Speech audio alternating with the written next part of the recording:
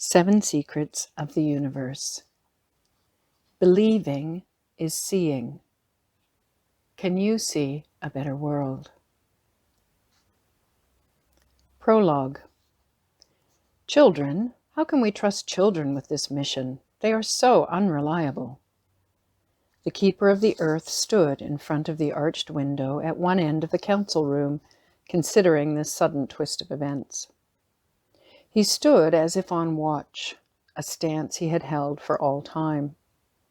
His face, chiseled like granite, held unyielding, stony gray eyes.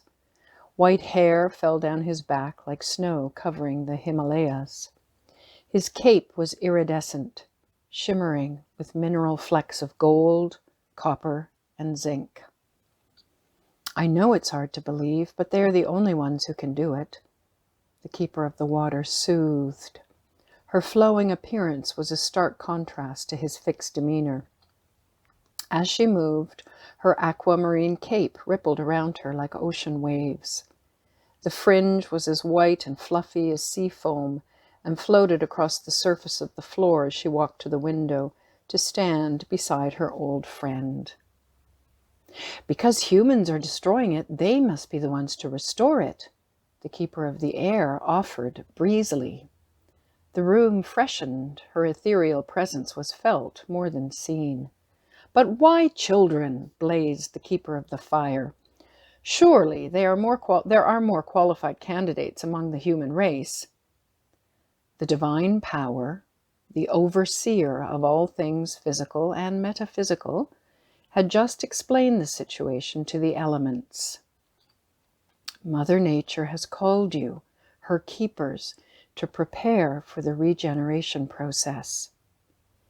His presence was invisible and his voice was a whisper, but it filled the room with power. Although you know the planet will never be destroyed, he continued, the time of harmonious living has ended. The footprints of billions have worn nature to her lowest state. Anxious as the keepers were to restore balance, they were told they must await the results of a mission that would determine the fate of the human race. Over the years, the keepers had watched successive attempts to regenerate the world. All had failed as human beings lost energy or became disheartened and frustrated with each other. The result was war. Now they fought greedily for shrinking resources and struggled to survive. Eventually, lulled into complacency, they accepted this degraded state as normal. Mother Nature could not hold on much longer. Some humans sense the need for change, but they do not understand that the planet requires regeneration on an unprecedented scale, said the keeper of the earth. The ever-increasing extraction of oil from beneath his crust had left him weakened and depleted. How can children possibly comprehend what is required? The children still believe in a better world. The keeper of the air's lilting voice was like a breeze as it wafted through the room, in spite of the carbon dioxide squeezing the life from her. Their faith in the future is the last remaining trace of humanity's original pure nature.